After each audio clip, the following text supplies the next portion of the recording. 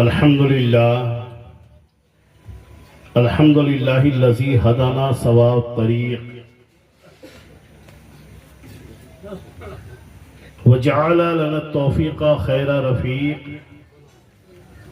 والصلاة والسلام علی من ارسلہ ہدی هو بالاہتداء حقیق ونورا به الاقتداء یلیق وعلى آلہ واصحابہ الذین سعدوا فی مناہج الصدق بالتصدیق وصعدوا فی معارج الحق بالتحقیق اما بعد فاعوذ باللہ من الشیطان الرجیم بسم اللہ الرحمن الرحیم یا ایہا الذین آمنوا اتقوا اللہ وکونوا مع الصادقین وقال النبی صلی اللہ تعالی علیہ وسلم اتقوا فراست المؤمنین فإنه ينظر بنور اللہ او کما قال النبی صلی اللہ تعالی علیہ وسلم۔ آئیے محبت و عقیدت کے ساتھ بارگاہ نبوت و رسالت میں جھوم جھوم کر درود پاک پیش کریں۔ اللہم صلی علی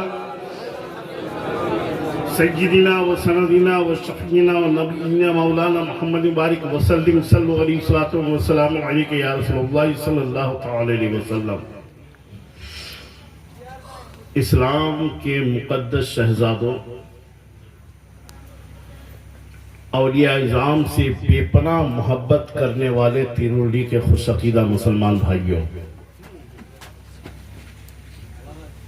آج کی یہ مسعود مبارک مقدس و متبرک محفل بنام غوث الورا کانفرنس میں تشریف لانے والے سبھی حضرات،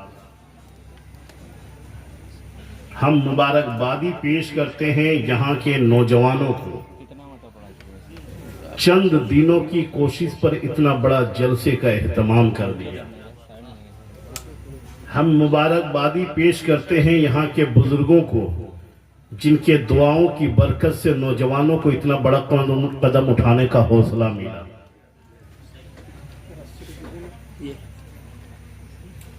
بہت دیر سے آپ حضرات اس حسین پروگرام کو سماعت فرما رہے ہیں، مسلسل نعت خوانی ہو رہی ہے۔ یاد رکھیں نعت خوانی تو ہمارا مقدر ہے، لیکن اتنا ضرور کہوں گا کہ نعت خوانی ہو، نعت خوانی جلسے کا مقصد نہیں ہوا کرتی ہے۔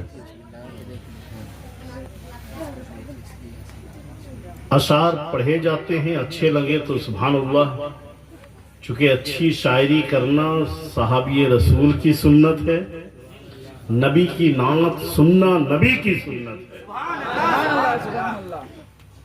یہ بات اپنی جگہ پر ہے۔ ابھی شہنشاہ ترنم ندی فیضی صاحب پڑھ رہے تھے، آپ ہونٹوں سے بھی داد دے رہے تھے اور نوٹوں سے بھی داد دے رہے تھے۔ وجد تھا، خوشی تھی۔ میری جان ایک بات بتائیں، نبی کی نعت پہ اگر اتنا اثر ہے کہ ہونٹوں سے بھی داد دینے لگے، نوٹوں سے بھی داد دینے لگے، تو پھر نبی کی باتوں کا عالم کیا ہونا چاہیے؟ جس نبی کی نعت سن کے آپ اتنا وجد میں آتے ہو، اس نبی کی باتیں سننے میں آپ پر کیا اثر ہونا چاہیے؟ تقریریں نبی کی باتیں ہوا کرتی ہیں۔ تقریروں کو ترجیح دیجئے، اس لیے نہیں کہ میں خطیب ہوں۔ اگر مجھ سے پوچھے تو یہ شاعر ہندوستان حسان الہند حضرت دلکش رانچوی صاحب قبلہ بھی یہی بیان فرمائیں گے۔ میرے بعد الحمدللہ آپ یکے بعد دیگر تقریر سماعت فرمائیں گے، اور مکمل طور پر حاصل جلسہ، خلاصہ جلسہ اگر آپ سننا چاہتے ہیں، حضرت علامہ الحاج دلکش رانچوی کو سماعت فرمائیں گے میرے بعد۔ میں تھوڑی دیر کے لیے حاضر آیا ہوں، آپ پر بوجھ نہیں بنوں گا۔ اتنا تو ہے کہ میں پہلی بار آیا ہوں، مگر اتنا یقین ہے کہ آخری بار نہیں رہے گا۔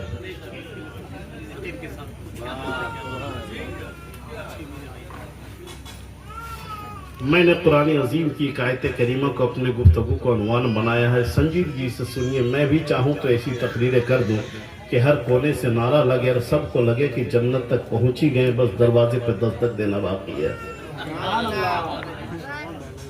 لیکن میں صرف زمین پہ رکھ کر زمین کی باتیں کرتا ہوں. میں یہ نہیں کہوں گا کہ ایک بار ہاتھ اٹھا کر سبحان اللہ بول دو تو بیڑا پار ہو جائے گا. بیڑا اتنا آسان نہیں ہے کہ پار ہو جائے گا. میں یہ بھی نہیں کہوں گا کہ ایک بار نعرہ لگا دو تو بیڑا پار ہو جائے گا.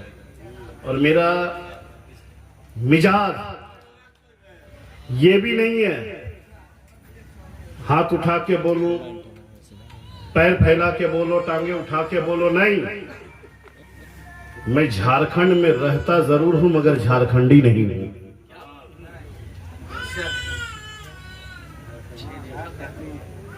نہ چٹکلا ہے میرے پاس، نہ کوئی لطیفہ ہے، نہ کوئی قہقہ کے مسالے ہیں. انہی کی محفل سنوارتا ہوں، چراغ میرا ہے رات ان کی. انہی کے مطلب کی کہہ رہا ہوں، زبان میری ہے بات ان کی. تو ہے وہ غوث کہ ہر غوث ہے شیدا تیرا. تو ہے وہ غوث کہ ہر غوث ہے شیدا تیرا. تو ہے وہ غیث کہ ہر غیث ہے پیاسا تیرا. غوث بمانا مددگار، دستگیر، اور غیث کا معنی ہوتا ہے دریا. اب شعر سماعت کرے. الگ جلسہ ہو رہا ادھر. تو ہے وہ غوث، میرے امام اہل سنت فرماتے ہیں، تو ہے وہ غوث کہ ہر غوث ہے شیدا تیرا. تو ہے وہ غیث کہ ہر غیث ہے پیاسا تیرا. سارے اقطاب جہاں کرتے ہیں کعبے کا طواف، کعبہ کرتا ہے طواف درے والا تیرا. سارے اقطاب جہاں کرتے ہیں کعبے کا طواف، کعبہ کرتا ہے طواف درے والا تیرا. اور پروانے ہیں جو ہو جاتے ہیں شمع پہ نثار. اور پروانے ہیں جو ہو جاتے ہیں شمع پہ نثار. شمع ایک تو ہے کہ پروانہ ہے کعبہ تیرا. اور حضرت آصف علیہ رحمت رضوان فرماتے ہیں، پوچھتے کیا ہو شہ جیلاں کے فضائل آسی. پوچھتے کیا ہو شہ جیلاں کے فضائل آسی. ہر وہ فضیلت کے جامع ہے نبوت کے سوا. عزیزان محترم، میں کرامتوں کا سہارا نہیں لوں گا، نہ کوئی واقعاتی گفتگو ہوگی. بس دو چار فکری باتیں آپ کے سامنے کہوں گا. میرے غوث اعظم رضی اللہ تعالیٰ عنہ کا اگر سیرت آپ نے پڑھی ہوگی، سنی ہوگی، اور تو آپ کو اتنا اندازہ ہوگا کہ بزرگان دین نے صوفیاء طریقت میں جو ولایت کے اقسام بتائے نا، ولایت کی قسمیں، میں بہت آسان کر کے بولنے کی کوشش کرتا ہوں. ولایت کی جتنی قسمیں ہیں، 3 قسمیں بزرگان دین نے فرمایا کہ ایک ولایت کسبی ہوتی ہے. اہل علم خاص توجہ. ایک ولایت کسبی، ایک ولایت عطائی، ایک ولایت وہبی. ولایت کسبی وہ ولایت ہے کہ بندہ خود کوشش کرتے کرتے رب کی روٹھی رحمت کو منا لے اور اپنے طرف متوجہ کر لے.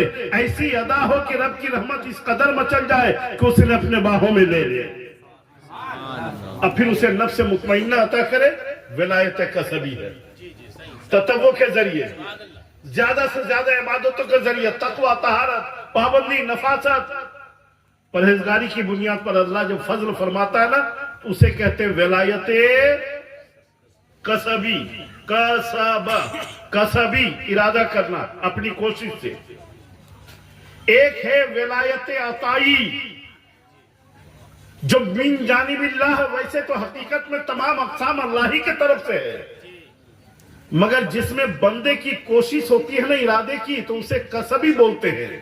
اور جس میں خدا کا خاص فضل ہوتا ہے، بندے میں کوئی کمال نہیں ہوتا ہے، اسے ولایت عطائی بولتے ہیں. یعنی بندے میں کوئی کمال نہیں تھا، کوئی نیکی نہیں تھی، کوئی خوبی نہیں تھی، کوئی اچھائی نہیں تھی، کوئی اوصاف حمیدہ نہیں تھے، کوئی عادات حسنہ نہیں تھے، کوئی بہتر طریقہ نہیں تھا، کوئی ربط زندگی نہیں تھی، کوئی سلیقہ زندگی نہیں تھا، کوئی طریقہ زندگی نہیں تھا. بندے میں کوئی کمال نہیں تھا، مگر کسی موڑ پر کوئی ایسی ادا ہو گئی جس ادا پر رب کی رحمت اتنی مچل اٹھی کہ بندے کے کتابیں زندگی کے ماضی کے اوراق کو رب نے پلٹ کے نہیں دیکھا، بلکہ اسی وقت اس نیکی سے خوش ہو کر پروردگار عالم اپنی رحمت کی چادر میں ڈھانپ لیا.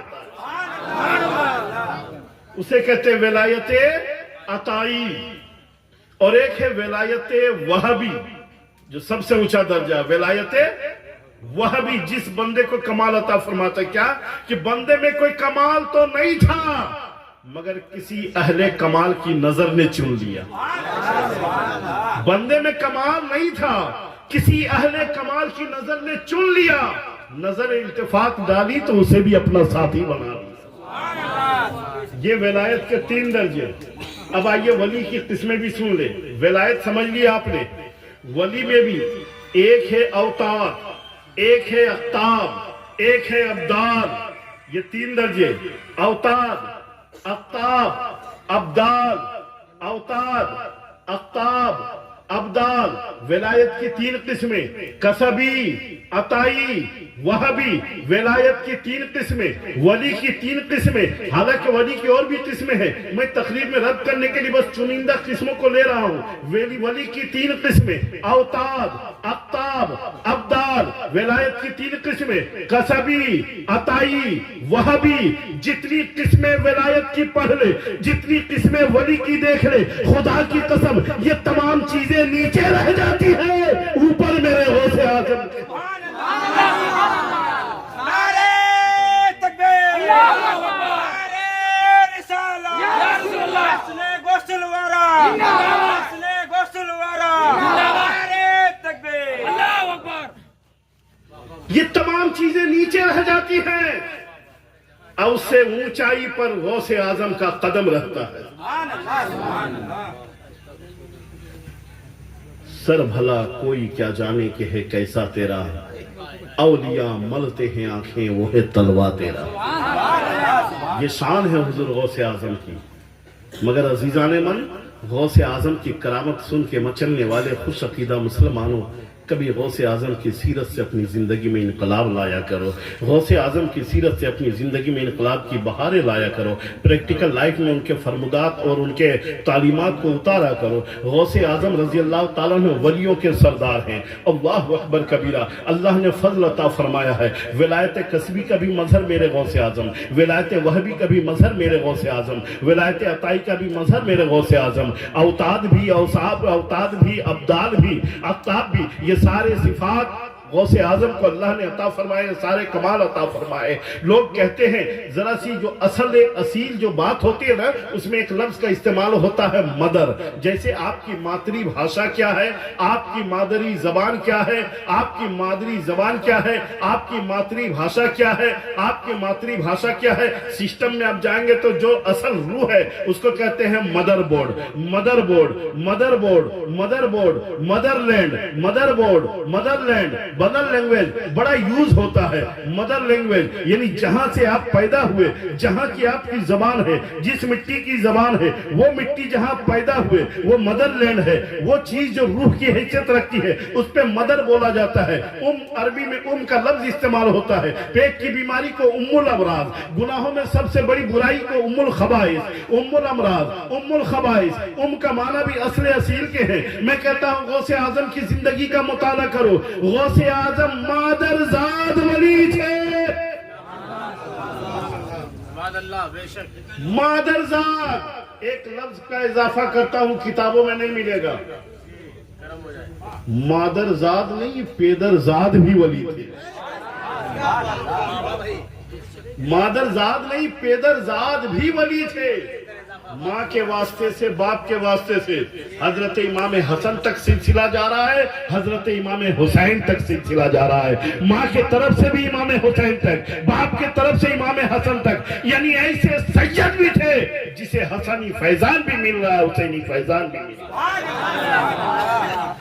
اللہ نے کیا کمال عطا فرمایا، اللہ اکبر۔ نظر کا کمال دیکھیں، آپ نے واقعہ سنا ہوگا، میں کرامت نہیں بیان کر رہا ہوں، کرامت سے ریزلٹ نکال رہا ہوں۔ اگر واقعے میں بزرگان دین کی محبت رکھتے ہیں نا، ہم تو نعرہ لگا لیتے ہیں غوث اعظم کا دامن نہیں چھوڑیں گے، غریب نواز کا دامن نہیں چھوڑیں گے، اعلیٰ حضرت کا دامن نہیں چھوڑیں گے۔ یہ جملے بولنے میں بڑے اچھے لگتے ہیں، لیکن اگر پریکٹیکل لائف میں پروف مانگا جائے تو بڑے کڑوے لگتے ہیں۔ یہ جملے بولنے میں بڑے اچھے لگتے ہیں، فلاں کا دامن نہیں چھوڑوں گا، فلاں کا دامن نہیں چھوڑوں گا، فلاں کا دامن نہیں چھوڑوں گا۔ چھوڑنے چھوڑنے کا کانسیپٹ تو تب آتا ہے نا جب پکڑنے کا تصور سمجھ میں آئے، جب پکڑنے کا تصور سمجھ میں آئے۔ اللہ اکبر کبیرہ۔ رات کے اندھیرے میں غوث اعظم کی خانقاہ میں، غوث اعظم کی بارگاہ میں ایک چور آیا چوری کے ارادے سے، ایک چور آیا چوری کے ارادے سے۔ کہاں؟ غوث اعظم کے گھر پر۔ اندھیرے میں دروازہ کھولا، اندر داخل ہوا، سامان کو سمیٹا، گٹھی میں باندھا۔ ارادہ تھا کہ صبح کی سفیدی نمودار ہونے سے پہلے یہاں سے نکل جائے۔ اگر غوث اعظم پہ گھر کے ڈاکہ ڈال دیا تو زندگی سنور جائے گی، بڑا مال ہے ان کے یہاں۔ وہ اسی ارادے سے جب ڈاکو اندر داخل ہوا تو اندر داخل ہونے کے لیے دروازہ مل گیا، سامان سب سمیٹ کے جب گٹھی باندھ لی، اب اٹھا کر کے ارادہ کیا دروازے سے باہر ہو جائیں۔ ہاتھ مارا، دیکھا دروازہ نہیں ہے، کہیں سے نکلنے کا دروازہ نہیں ہے۔ یہ لائٹ والا سسٹم نہیں تھا، یہ نائٹ بلب اور ڈے لائٹ کا معاملہ نہیں تھا۔ چراغ جلتے تھے مگر وہ بھی روشنی ختم ہو گئی، پورا روم اندھیرا ہو گیا۔ یہ پریشان ہو گیا چور، کبھی ادھر ہاتھ مارے کبھی ادھر ہاتھ مارے، کبھی دائیں ہاتھ مارے کبھی بائیں ہاتھ مارے۔ حیرت انتہا نہ رہے، کہیں نکلنے کا راستہ نہ ملا۔ اللہ اکبر۔ تھک ہار کر کے وہ چور ایک کونے پہ بیٹھ جاتا ہے، ادھر غوث اعظم اپنے حجرے میں ہے، ادھر چور ایک کونے میں بیٹھ جاتا ہے۔ نکلنے کا کوئی راستہ نہیں ہے، آدھی رات ہے، رات اپنے شباب کو ہے، اور وہ چور ایک کنارے صحن تک بیٹھ جاتا ہے۔ آنکھوں میں آنسو آ گئے اس چور کے، جو ریزلٹ میں بتا رہا ہوں سنے، آنسو آ گئے۔ میں تو سماج میں بڑا اچھا گینا جاتا تھا، میرا چہرہ تو سماج میں بڑی عزت سے لوگ پہچانتے تھے، کیا ہوگا؟ آج صبح کی سفیدی نمودار ہوگی، دروازہ کھلے گا، میں پکڑا جاؤں گا، سامان کے ساتھ پکڑا جاؤں گا، رنگے ہاتھ پکڑا جاؤں گا۔ میں قوم کو کیا منہ دکھاؤں، کیا منہ دکھاؤں؟ دل میں توبہ کی اس چور نے، نظریں اوپر کی، پروردگار تو غفار الذنوب ہے مولا، تو ستار العیوب ہے الہ العالمین۔ نفس کے بہکاؤ پہ ہم اب تک اس راستے پہ چلتے رہے، الہ العالمین دنیا کے سامنے رسوائی سے ہمیں بچا لے مولا۔ عہد کرتا ہوں آج کے بعد اس راہ بد کا مسافر کبھی نہیں رہوں گا۔ ندامت کے آنسو چھلک پڑے، کپ کپاتے ہوئے ہاتھ اٹھے تھے، کس لیے کہ لوگوں کے سامنے شرمندہ نہ ہو جاؤں۔ بیٹا ہمیں کیا بولے گا، بیوی میرے بارے میں کیا سوچے گی، ماں قوم کو کیا منہ دکھائے گی، باپ کی گردن سماج میں جھک جائے گی۔ یہی سوچتے ہوئے میں دنیا کو چہرہ نہیں دکھا پاؤں گا۔ الہ العالمین میری لاج رکھ لے مولا، مولا ہماری عزت بچا لے مولا۔ وہ دل ہی دل میں توبہ چاہ رہا ہے، جسم کے بدن کے رونگٹے کھڑے ہو گئے، آخرت کے خوف سے، تصور عذاب قبر سے وہ کانپتا رہا، لب ہلتے رہے، دعا کرتا رہا، ہاتھ اٹھتا رہا۔ باب اجابت سے دعا ٹکراتی ہے، آدھی رات میں آبادی سے دور ایک وفد آتا ہے، آبادی سے دور سے ایک وفد آتا ہے، غوث اعظم کے دروازے میں دستک دیتا ہے۔ غوث اعظم نے دروازہ کھولا، استقبال کیا۔ بھائی آدھی رات میں کس لیے آئے ہو؟ کہا حضور ہمارے علاقے کا ابدال مر گیا ہے، آپ ہمیں ابدال عطا فرمائے۔ اگر آپ نے ابدال متعین نہیں کیا تو پھر بغیر ابدال کے علاقہ اندھیرے میں چلا جائے گا، پھر بدعقیدگی گمراہیوں کے آندھی بھی چل پڑی ہے، وہ لوگ فتنہ ارتداد کا شکار بھی ہو جائیں گے، اس لیے ضروری ہے کہ ہمارے علاقے کا ابدال دے دیجئے۔ غوث اعظم نے فرمایا ہم نے یہاں منڈی کھول کے نہیں رکھی ہے، غوث اعظم نے فرمایا ہم نے یہاں تہ لگا کے نہیں رکھا ہے، ٹھیک ہے صبح کی سفیدی نمودار ہوگی، دن کے اجالے میں آ جانا، میں تب تک خبر لیتا ہوں جن کی جگہ خالی ہے، کون کی جگہ کے خالی ہے، میں صبح ابدال دے دوں گا۔ آنے والے مسافروں نے کہا کہ حضور آپ صبح تک کا انتظار کا وعدہ کر رہے ہیں کہ صبح آنا، اگر صبح تک فتنہ ارتداد کی آندھی سے کوئی ایک مسلمان بھی کافر ہو گیا تو ذمہ دار کون ہوگا؟ ذمہ دار کون ہوگا؟ پوچھے ہی نہیں۔ میں اہل سنت سے ہر مسجد میں امامت کرتے ہیں اپنی اپنی جگہ پر، اگر دوران امامت یعنی نماز ادا فرما رہے امامت کر رہے ہیں، اگر دوران امامت کوئی ایسا لاحقہ آ گیا جس کی بنیاد پر انہیں نماز سے پیچھے ہٹنا ہو تو یہ ہٹیں گے بعد میں، پہلے کسی کو اپنی اس جگہ پر کھڑا کر دیں گے، کسی کو اس جگہ پر کھڑا کر دیں گے، اس لیے کہ وہ ڈرائیورنگ سیٹ ہے، وہ مین سیٹ ہے، وہ جگہ خالی نہیں ہونی چاہیے۔ اگر وہ جگہ خالی ہوگی تو مقتدیوں کا کیا ہوگا؟ ابدال کی موت ہو گئی تھی، ابدال مانگنے چلے تھے، غوث اعظم نے فرمایا آدھی رات کو میں کہاں چلا کے دوں، صبح دے دوں گا۔ لوگوں نے اصرار کیا حضور صبح تک انتظار نہیں کر سکتے، فتنہ ارتداد کی آندھی بڑی تیز چلی ہے، آپ آج عطا فرما دے، آپ عطا فرما دے۔ انہوں کی ضد کے آدھے غوث اعظم نے نظریں نیچی کی، اب مسکراتے فرمایا تجھے ابھی ابدال چاہیے؟ ابھی ابدال چاہیے. لوگوں نے کہا حضور بڑا کرم ہو کہ ابھی ابدال عطا کر دے. غوث اعظم نے فرمایا تو سن, اگر ابدال چاہیے تو چلا جا فلاں کمرے میں ابدال موجود ہے. نعرے تکبیر, نعرے تکبیر, نعرے رسالت, یا رسول اللہ کے اعلیٰ حضرت زندہ باد, جانے اعلیٰ حضرت زندہ باد, نعرے تکبیر. فلاں کمرے میں ابدال موجود ہے. لوگ خوشی خوشی جب چلے نا اس روم کے طرف بڑھنے لگے تو قدموں کی آہٹ سے چور کا کلیجہ کانپنے لگا. لگتا ہے اب فوجی آ رہے ہیں, اب لوگ جمع ہو رہے ہیں, اب دروازہ کھلے گا, میں پکڑا جاؤں گا, مجھے سزا ملے گی, میری رسوائی ہوگی, مجھے میری رسوائی ہوگی, میں قوم کے سامنے کیسے جاؤں گا. پھر دل میں کھٹکا آیا, مولا میری لاج بچا لے مولا, مولا میری لاج بچا لے مولا, مولا میری لاج بچا لے مولا. تو ستار العیوب ہے, تو غفار الذنوب ہے. الہ العالمین تجھے اپنی رحمانیت کا واسطہ مولا, تجھے تیری شان کریمے کا واسطہ مولا, میری لاج بچا لے, میری لاج رکھ لے, میری لاج رکھ لے. دروازہ جیسے ہی کھلا چور بس یہی وظیفہ کر رہا تھا, مولا دل ہی دل میں میری لاج رکھ لے مولا, میری لاج رکھ لے مولا. نظریں نیچی کر کے آنسو گرا رہا ہے, میری لاج رکھ لے مولا. لوگ بڑے ادب سے قریب آئے, السلام علیکم. چور نے کپ کپاتے لبوں سے کہا وعلیکم السلام. اب آگے لوگ بڑھے ہاتھ مسافہ کے لیے. انہوں نے جب مسافہ کے لیے ہاتھ بڑھایا تو لوگ بڑے محبت سے ہاتھ کو ہونٹوں سے بھی لگانے لگے, آنکھوں سے بھی لگانے لگے. آنے والے لوگ ہتھکڑی لے کے نہیں آئے تھے, آئے ہوئے لوگ بیڑی لے کے نہیں آئے تھے, بلکہ انہوں نے ہاتھ بڑھایا یہ سوچ کر شاید ہتھکڑی لگائی جائے گی, قدموں کو بڑھایا یہ سوچ کر شاید بیڑیاں ڈالی جائے گی. مگر جب ہاتھ بڑھایا تو ہاتھ چوما جا رہا ہے, قدموں کو بڑھایا قدموں کو چوما جا رہا ہے. چور کی حیرت کی انتہا نہ رہی, میں تو ایک پاپی ہوں, میں تو ایک گنہگار ہوں, میں تو عصیاں شیار ہوں, میں تو خطاکار ہوں, میں تو گنہگار ہوں. بھلا اس لائق کہاں کہ لوگ میرا ہاتھ پاؤں چومے, اس لائق کہاں. آنے والے لوگوں نے کہا مبارک ہو, آپ ہمارے علاقے کے ابھی نئے ابدال مقرر ہوئے. چور نے کہا بھائی اتنا بڑا مذاق نہ کر, میں ابدال نہیں ہوں, تم لوگوں کے لیے غلط فہمی ہوئی ہے, تم لوگوں کو ضرور کوئی غلط فہمی ہوئی ہے, میں ابدال نہیں ہوں, میں چور ہوں. لوگوں نے کہا اکثر بڑے لوگ ایسے ہی عاجزی ظاہر کرتے ہیں, اکثر جو بڑے ہوتے ہیں وہ ایسے ہی عاجزی ظاہر کرتے ہیں. چور کہتا نہیں بھائی میں بہت پاپی ہوں. کہا حضور آپ کی عاجزی اپنی جگہ پر. کہا میں چور ہوں. کہا آپ کی عاجزی اپنی جگہ پر. جو بڑے ہوتے ہیں وہ اپنے آپ کو بڑے نہیں بتاتے, یہ چھوٹے ہوتے ہیں جو ہر جگہ بڑا بڑا کہلا کے جھگڑا لگاتے ہیں. یہ چھوٹے لوگ ہوتے ہیں جو ہر جگہ بڑا بڑا کہلانے کے چکر میں بڑے بڑے جھگڑے ڈالتے ہیں. بڑوں میں عاجزی ہوتی ہے. وہ کہتا جا رہا ہے کہ میں چور ہوں, لوگ کہتے ہیں حضور آپ کی عاجزی ہے. میں پاپی ہوں, کہا حضور آپ کی عاجزی ہے. میں گنہگار ہوں, کہا آپ کی عاجزی. چور نے کہا بھائی میرے بات صحیح ہے, میں چور ہوں. وہ دیکھو گٹھیوں میں سارا سمیٹ میں ہمارا مال بھی ہم نے سمیٹ لیا. میں پھنس گیا تھا, پکڑانے کے ڈر سے رو رہا تھا. لوگوں نے کہا حضور پتہ نہیں معاملہ کیا ہے, مگر اگر یہی بات سچ ہے تو یہ بھی سن لیجئے, اب سے پہلے آپ چور رہے ہوں گے, اب سے پہلے آپ پاپی رہے ہوں گے, اب سے پہلے آپ خطاکار رہے ہوں گے, اب سے پہلے آپ عصیاں شیار رہے ہوں گے, لیکن جب میرے غوث نے آپ کو ابدال کہہ دیا تو رب نے لوہے قلم میں لوہے محفوظ میں بھی آپ کا نام ابدال. اب یہاں پر دو بات ہے.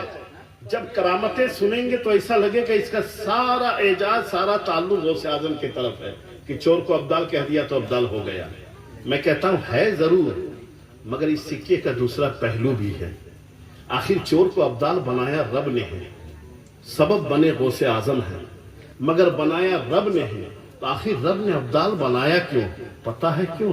اس لیے کہ اس نے دل سے توبہ کر لی تھی, اس لیے کہ دل سے توبہ کر لی تھی. اس لیے رب نے ابدال بنایا کہ اس نے زبان سے سچ بات بول دیا تھا. اس لیے رب نے ابدال بنایا کہ اس کے آنکھوں سے ندامت کے آنسو گر گئے تھے. میری جان یاد رکھے, یہ آنسو کا گرنا, یہ ہاتھ کا اٹھنا, لب کا کھلنا اور سچ بات بولنا اللہ پسند فرما لے تو وہی اللہ کا ولی ہوتا.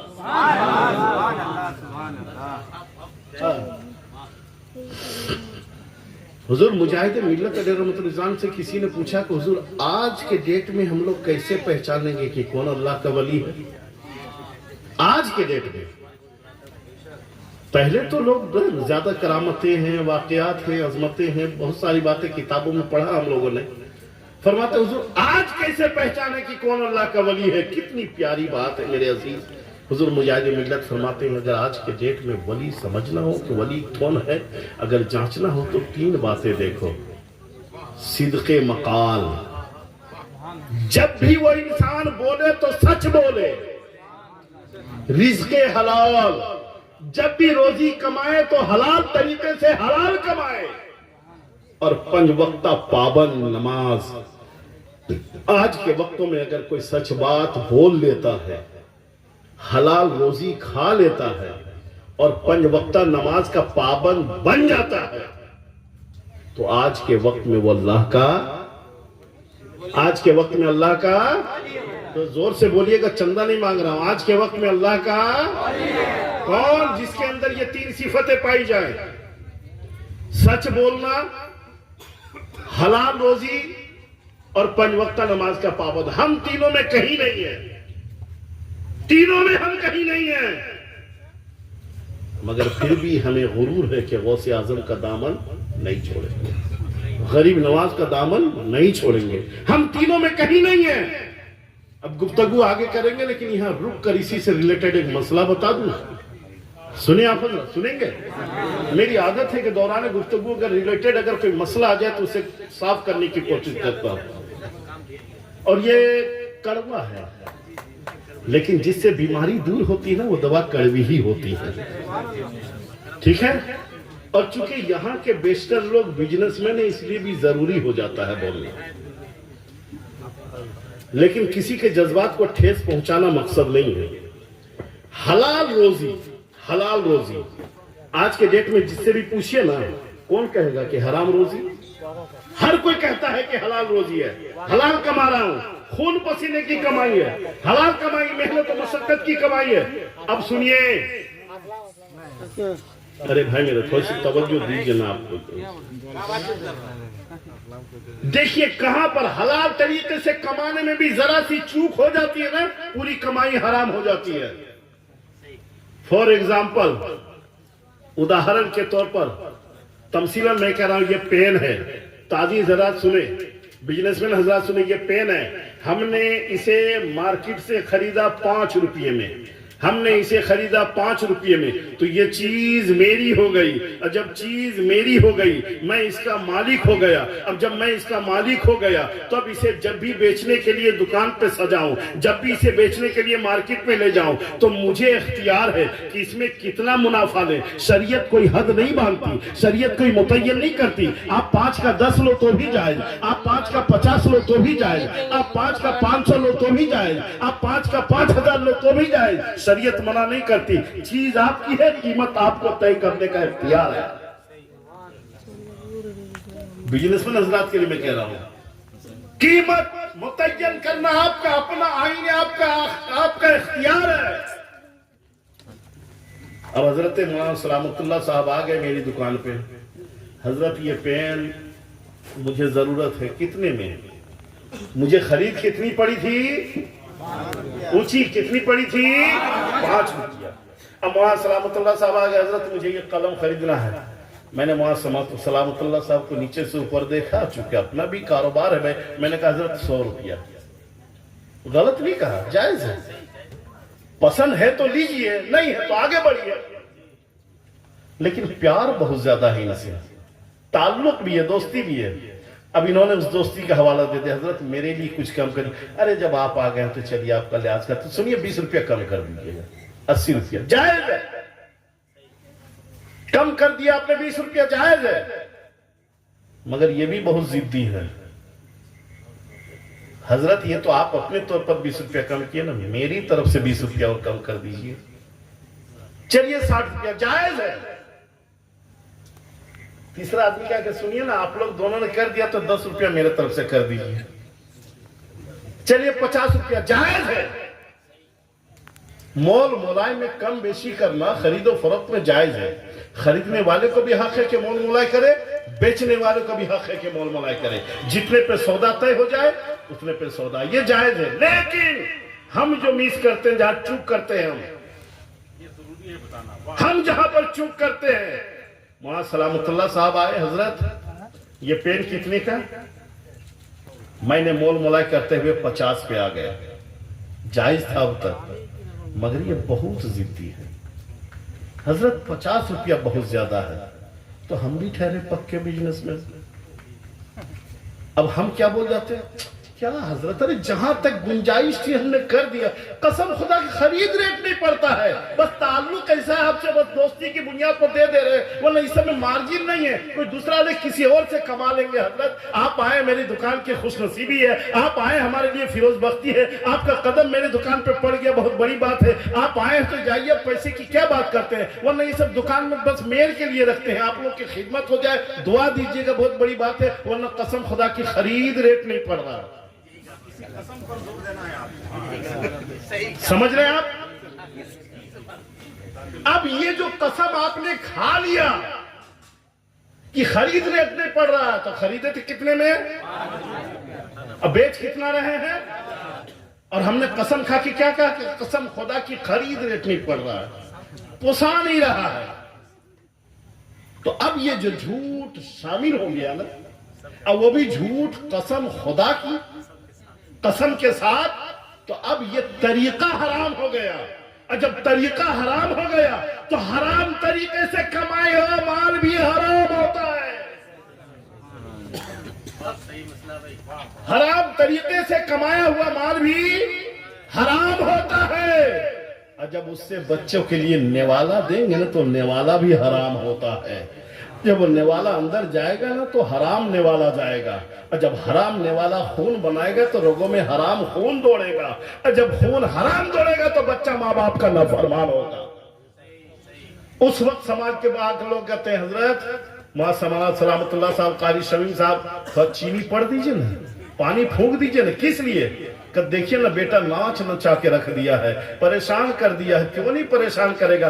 काश तरबियत के वक्त में हलाल रोजी इंतजाम किए होते, हलाल गजा बच्चे को दिए होते, तो आज हलाल खून का जलवा देखते।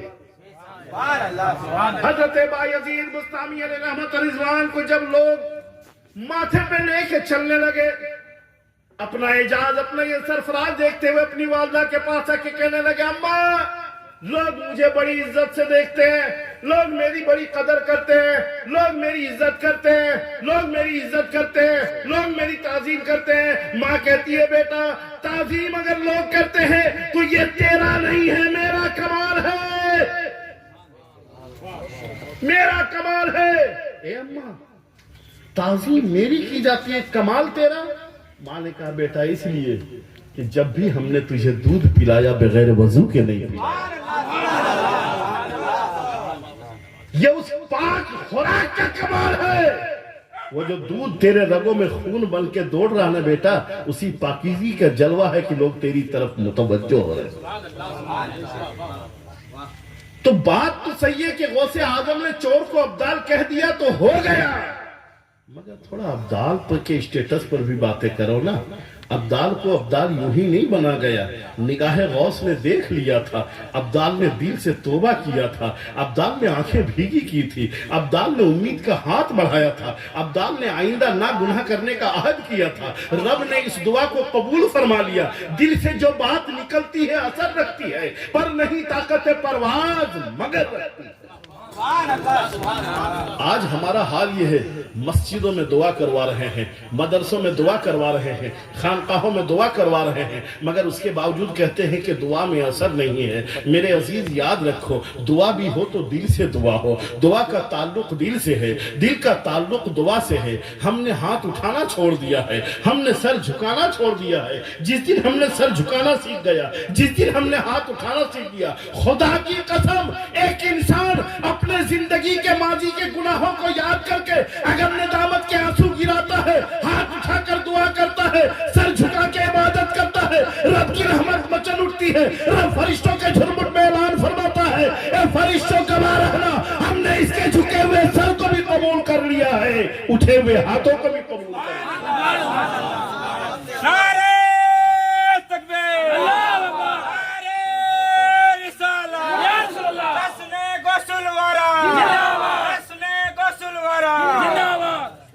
तौबा करे अपनी जिंदगी से, दिन रात तौबा करे।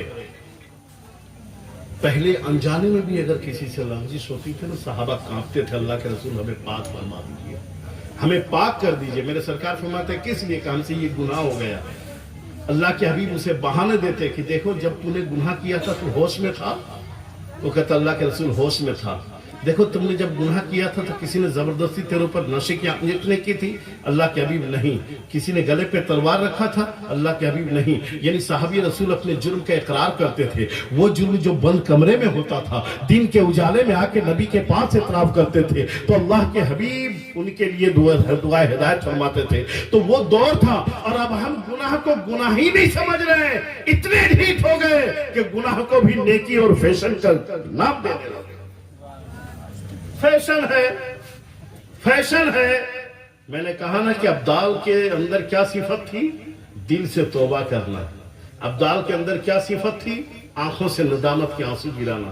وہ جو 2 قطرے گرے تھے نا، موتی سمجھ کے شان کریمی نے چن لیے، موتی سمجھ کے شان کریمی نے چن لیے، قطرے گرے جو میرے عرق انفعال میں۔ دوستو، حضرت امام جعفر صادق رضی اللہ تعالیٰ عنہ کی ایک بڑی پیاری بات یاد آ رہی ہے۔ جانتے ہیں امام جعفر صادق رضی اللہ تعالیٰ؟ اہل بیت اطہار میں سے ہمیں قریب کر دو، شجرہ بتاؤں۔ میرا آقا علیہ الصلوۃ والتسلیم کی پیاری بیٹی فاطمہ الزہرا، ان کے بیٹے امام حسین، ان کے بیٹے امام زین العابدین، ان کے بیٹے امام باقر، ان کے بیٹے امام جعفر الصادق۔ ان سے کسی نے پوچھا، امام جعفر صادق سے کسی نے پوچھا کہ حضور ایسی کون سی نیکی ہے؟ حاجی صاحب، امام جعفر صادق سے پوچھا کہ ایسی کون سی نیکی ہے کہ جس نیکی کو کر لینے کے نعرہ تکبیر، نعرہ رسالت، علماء اہل سنت، ایت علامہ صفی جبار وصف فلا مصباحی تشریف لائیں۔ نعرہ تکبیر، نعرہ رسالت، علماء اہل سنت، علماء اہل سنت، نعرہ تکبیر۔ تشریف رکھیں، حافظات تشریف رکھیں۔ ایک مکمل خطاب حافظات بیٹھ جائیں۔ فرمانا، بڑی اونچی شخصیت ہے الحمدللہ۔ تو میں عرض کر رہا تھا کہ امام جعفر صادق سے کسی نے پوچھا کہ حضور ایسی کون سی نیکی ہے کہ جس نیکی کو کر لینے کے بعد انسان خدا سے دور ہو جاتا ہے؟ ایسا کون سا گناہ ہے کہ جس گناہ کو کر لینے کے بعد انسان خدا کے قریب ہو جاتا ہے؟ لوگوں نے کہا یار باولے ہو گئے ہو کیا؟ نیکی کرتا ہے تو خدا کی رحمت کے قریب ہوتا ہے، گناہ کرتا ہے تو رحمت خداوندی سے دور ہوتا ہے، یہ کیا بات کر رہا ہے؟ امام جعفر صادق نے فرمایا ہاں ہے وہ نیکی جس نیکی کو کر لینے کے بعد انسان کے اندر خود نمائی آ جائے، میں نے یہ کیا ہے، میں نے فلاں کی بیٹی کی شادی کی ہے، میں نے فلاں مسجد بنوایا ہے، میں اتنا بڑا حاجی ہوں، میں اتنا بڑا عالم ہوں، میں اتنا بڑا داتا ہوں، میں اتنا بڑا ڈونر ہوں۔ تو جس نیکی کر لینے کے بعد انسان کے اندر خود نمائی آ جائے، اللہ اس کی نیکی کو اس کے چہرے پہ مار دیتا ہے اور اپنی رحمت سے دور کر دیتا ہے۔ اور فرمایا وہ گناہ جس گناہ کو کر لینے کے بعد انسان کے اندر احساس ندامت پیدا ہو جائے، تصور آخرت سے جسم کے رونگٹے کھڑے ہو جائیں، آنکھوں سے ندامت کے آنسو چھلک پڑے، توبہ کی توفیق مل جائے، کپ کپاتے لبوں سے توبہ چاہے، تو پروردگار عالم ایسا گناہ انسان کو خدا کی رحمت کے قریب کر دیتا۔ تو میں نے کہا نا کہ وہ ابدال کو غوث اعظم نے چور کو ابدال بنایا، صفت ابدال میں کیا تھی؟